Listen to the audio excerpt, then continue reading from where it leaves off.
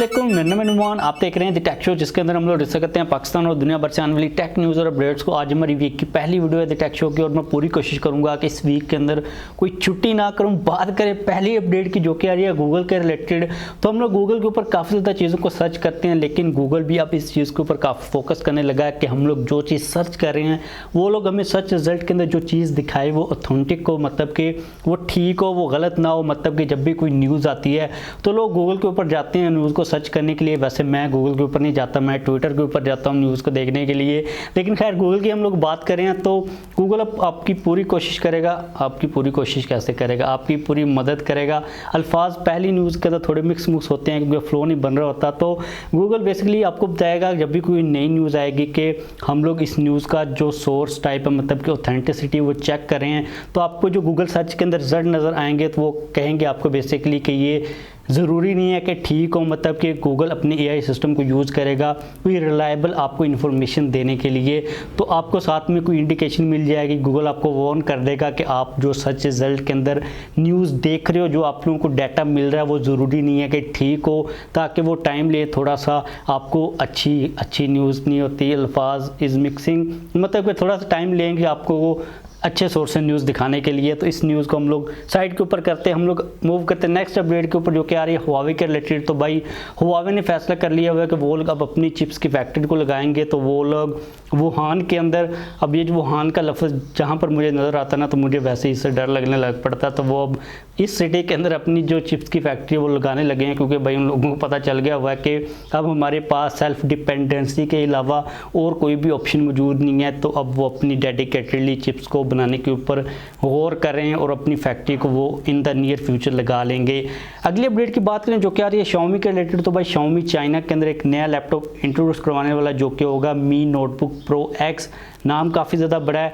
इसकी एक teaser video सामने आई है, हमारे पास कुछ पिक्चर्स भी सामने आ रही हैं। 11th जनरेशन का आपको प्रोसेसर मिलेगा, साथ में एनवीडिया का GeForce RTX 3050 का GPU मिल जाएगा। और इस लैपटॉप का जो डिज़ाइन है वो भी काफ़ी ज़्यादा बेसिक टाइप का। तो भाई लेट्स सी शाओमी अपने लैपटॉप्स को पाकिस्तान के अंदर कब इंट्रोड्यूस करवाता है। अगर हम वो लैपटॉप्स की बात कर ही रहे हैं तो आपको पता है कि रियलमी भी अपना लैपटॉप लेके आने वाला है, और रियलमी ने ये चीज़ कन्फर्म कर दी हुई है कि आप लोगों को उस लैपटॉप के अंदर विंडोज़ 11 की सपोर्ट देखने को मिल जाएगी। अगली अपडेट की बात करें जो कि आ रही है आईफोन 13 प्रो के रिलेटेड। आईफोन 13 प्रो के अल्ट्रा वाइड कैमरा के सेंसर के रिलेटेड तो ये चीज़ कही जा रही है कि उसके अंदर आप लोगों को ऑटो फोकस का ऑप्शन देखने को मिल जाएगा। अब अगर हम लोग आईफोन 12 प्रो के अल्ट्रा वाइड कैमरा के ऊपर देखते हैं ना तो उसके अंदर आप लोगों को फिक्स्ड फोकस मिलता है, मतलब कि आप लोग उसका जो फोकस है वो एडजस्ट नहीं कर सकते कि आप लोगों ने अल्ट्रा वाइड के ऊपर किस ऑब्जेक्ट के ऊपर फोकस करना है। लेकिन 13 प्रो के अंदर आप लोगों को ये ऑप्शन मिल जाएगा कि जब आप लोग अल्ट्रा वाइड के ऊपर होगे तो आप लोग अपनी मर्जी के अकॉर्डिंगली किसी भी ऑब्जेक्ट के ऊपर फोकस कर पाओगे। और इसके अलावा और भी काफ़ी ज़्यादा इंप्रूवमेंट्स बताई जा रही हैं जो कि आपको कैमरास के अंदर मिल जाएंगी। तो I am really excited for that. अगली अपडेट की बात करें जो कि थोड़ी सी एक अनफॉर्चुनेट टाइप की न्यूज़ है। तो भाई पाकिस्तान की गवर्नमेंट ने पाकिस्तान के अंदर अगर आप लोग कॉल करते हो 5 मिनट से ज़्यादा तो उसके ऊपर आप लोगों को 0.75 रुपीज़ का फिक्स टैक्स देना पड़ेगा। मतलब कि आप आइडिया लगा सकते हो कि आपने बैलेंस करवाया उस वक्त आपने इतना ज़्यादा टैक्स दिया, आपने कोई पैकेज लिया उसके ऊपर कोई टैक्स आपको देना ही पड़ेगा। डेफिनेटली पैकेजेस के ऊपर भी टैक्सेस होते हैं। उसके बाद आप लोग अगर कॉल करते हो 5 मिनट से ज़्यादा तो फिक्स टैक्स देना पड़ेगा। मतलब कि एक कॉल के ऊपर इतना ज़्यादा टैक्स है तो मैं भाई इसके ऊपर इतनी कोई ख़ास ज़्यादा बात करूँगा नहीं। हम लोग मूव करते हैं नेक्स्ट अपडेट के ऊपर जो कि आ रही है सैमसंग A22 के रिलेटेड। तो इसकी जो प्राइस है कुछ मार्केट्स के अंदर कंफर्म हो चुकी है। हम लोग जब उसको कन्वर्ट करते हैं पाकिस्तान के अंदर तो वो तकरीबन आप लोगों को 37-38,000 के अराउंड देखने को मिलती है। तो आप आइडिया लगा सकते हो कि अगर आप लोगों ने A22 को बाय करना सैमसंग के तो आप लोगों को 40,000 का जो बजट है अपने माइंड के अंदर रखना है। स्पेसिफिकेशंस आप लोगों को यहाँ पर मैं थोड़ी सी याद दिलवा देता हूँ कि सुपर एमोलेड डिस्प्ले होगा 720p वाला, 1080p सुपर एमोलेड डिस्प्ले नहीं है। साथ में आप लोगों को कोई भी रिफ्रेश रेट देखने को नहीं मिलेगा। G80 का मीडियाटेक का हीलियो प्रोसेसर है। अब मैं ये पता नहीं क्यों हमेशा उल्टा नाम लेता हूँ, मीडियाटेक हीलियो G80 होता है, मैं G80 मीडियाटेक का हीलियो, मतलब के उल्टे ही चल रहे होते हैं हम। इसके अलावा आप लोगों को 48 मेगापिक्सल का मेन सेंसर मिलेगा 5000 mAh बैटरी के साथ। 15 वाट की फास्ट चार्जिंग की सपोर्ट होगी। 15 वाट मुझे लगता है कि अब फास्ट चार्जिंग की कैटेगरी से निकाल देनी चाहिए, 18 वाट को हमें फास्ट चार्ज कहना चाहिए। तो ये स्पेसिफिकेशंस है और 40,000 का बजट आप लोग रख सकते हो अगर आप लोगों ने इस स्मार्टफोन को बाय करना है। अगली अपडेट की बात करें जो कि आ रही है वीवो S10 के रिलेटेड, तो वीवो की जो S सीरीज़ अभी तक पाकिस्तान के अंदर नहीं आई। हम लोग इसको इसलिए डिस्कस कर रहे होते हैं ताकि आप लोगों को आइडिया रहे कि भाई कौन सी ब्रांड की कौन कौन सी सीरीज़ चल रही हैं। तो अभी वीवो S10 आने वाला जिसके जो रेंडर्स है वो लीक हो चुके हैं। आप लोग यहाँ पर देख सकते हो फ्रंट के ऊपर हमें डुअल पंच होल मिलेगा। मतलब ये है कि भाई इस स्मार्टफोन के अंदर भी वीवो फ्रंट सेल्फी कैमरे के ऊपर काफ़ी ज़्यादा फोकस करने वाला है।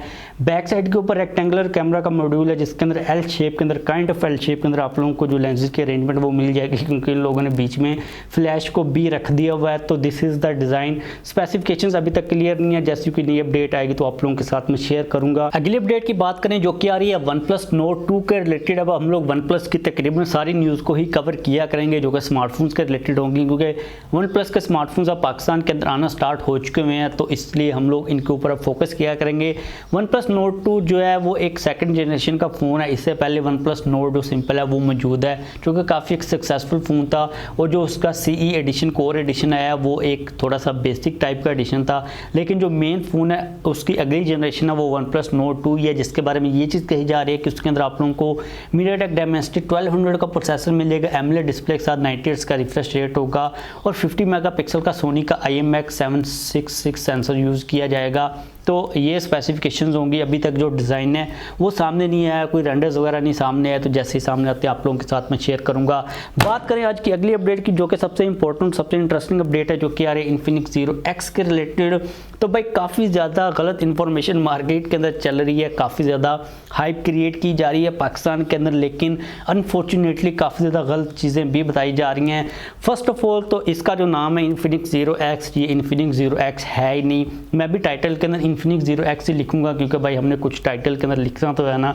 अब मैं ऐसे कुछ रैंडम अपना नाम तो क्रिएट करूंगा नहीं, क्योंकि ये नाम गलत है। ये इसका नाम नहीं है भाई, Infinix Zero X नहीं होगा, इसका नाम कोई और होगा। इसके अलावा अभी तक ये चीज़ भी कन्फर्म नहीं है कि ये वाला जो स्मार्टफोन है ये आएगा भी या फिर नहीं आएगा और ये कब आएगा। जो लोग कह रहे हैं कि ये बहुत जल्द आ रहा है, बहुत जल्द लॉन्च हो रहा है, तो भाई दिस इज़ टोटली रॉन्ग। वैसे कुछ चीज़ कन्फर्म नहीं है, आने को तो ये आ भी सकता है जल्दी, लेकिन बेसिकली ये वाला जो स्मार्टफोन है ये एक कॉन्सेप्ट स्मार्टफोन है। मतलब कि पता नहीं Infinix ने अभी इसको तैयार किया भी है या फिर वो जो पोस्टर्स हैं वो जो टीजिंग है वही कर रहे हैं। तो ये चीज़ अपने माइंड के अंदर लाजमी तौर पर रखिएगा। दो चीज़ें इसके अलावा Infinix ने इसकी बैक साइड के ऊपर हमें जो पीरियोस्कोप टाइप का लेंस नज़र आ रहा है उसको भी कन्फर्म कर दिया कि 60S का आप लोगों को 60X मैंने कह दिया X का आपको जूम देखने को मिल जाएगा। और इसकी बैक साइड जो होगी वो कलर शिफ्ट की टेक्नोलॉजी के साथ आएगी, जो कि हम लोग इससे पहले भी स्मार्टफोन्स के अंदर देख चुके हुए हैं। तो भाई ये चीज़ें हैं सारी की सारी। ये एक फ्लैगशिप स्मार्टफोन कहा जा रहा है क्योंकि 160 वाट और जो 50 वाट की वायरलेस चार्जिंग है। तो आप लोग ये नहीं कह सकते कि ये मिड रेंज का कोई फ़ोन होगा या फिर Infinix की X सीरीज़ का कोई फ़ोन होगा। और इसके अंदर जो प्रोसेसर होगा वो नहीं मुझे लगता, और इसके अंदर जो प्रोसेसर होगा वो भी मुझे नहीं लगता कि MediaTek का G95 प्रोसेसर होगा। तो जो इन्फॉर्मेशन आ रही है भाई उसके ऊपर इतना कोई ख़ास ज़्यादा गौर न किया करें, हमारे टेक शो को देखा करें जो कि मोस्ट रिलायबल न्यूज़ आपको देता है। तो बस ये हमारी इतनी न्यूज़, ये सारे पॉइंट्स हमने क्लियर कर लिए हुए हैं। अभी Infinix की बात खत्म नहीं हुई। Infinix ने भाई अपने लैपटॉप को भी टीज़ करना स्टार्ट, लेकिन एक बात रह गई थी वो मैं करना चाह रहा था, वो ये थी कि Infinix Zero X, बस Zero X ही कह लेते हैं, पाकिस्तान के अंदर आएगा या फिर नहीं आएगा। तो भाई मुझे लगता है कि ये पाकिस्तान के अंदर आएगा, क्योंकि पाकिस्तान के अंदर से ही सबसे पहले इसके बारे में जो न्यूज़ और जो लीक्स हैं वो निकलना स्टार्ट हुई थी। पाकिस्तान का जो सोशल मीडिया का पेज है Infinix का, उन लोगों ने ही सबसे पहले इसको टीज़ किया था। तो इसका मतलब पाकिस्तान के अंदर आएगा। और मुझे ये लग रहा है कि ये मेड इन पाकिस्तान होगा, क्योंकि ये चीज़ मेरी जो स्ट्रैटेजी है वो कह रही है कि ये वाला फ़ोन पाकिस्तान के अंदर ही बनेगा, जो कि पाकिस्तान के अंदर वेरिएंट्स आएंगे। मे भी हम लोग इसको एक्सपोर्ट भी कर रहे हो अफ्रीका वगैरह के अंदर, लेकिन मुझे लगता है मैं थोड़ा सा ज़्यादा ही पॉजिटिवली बात कर रहा हूँ। अच्छा, हम लोग मूव करते हैं Infinix के लैपटॉप के ऊपर। तो Infinix ने अपना लैपटॉप भी टीज़ करना स्टार्ट कर दिया, जो कि है InBook X1। कोई स्पेसिफिकेशन सामने नहीं आई, कोई चीज़ नहीं है, सिर्फ एक पोस्टर है, तो आप लोग यहाँ पर देख सकते हो।